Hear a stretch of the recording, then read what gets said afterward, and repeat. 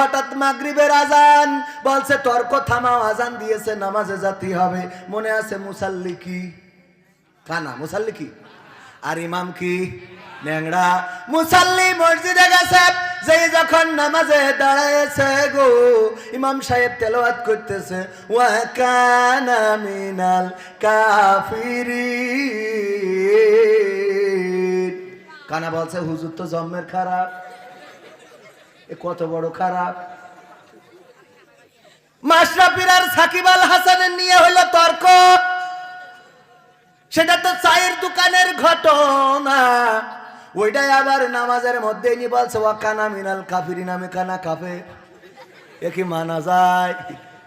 হুজুর আপনি তো ভালো মানুষ না। ঠিক আছে, অসুবিধে নেই, আপনার আজকে মাফ করে দিলাম, কারণ আপনি তো বাইরের হুজুর গো, আপনার আজকে আমরা ধরলাম।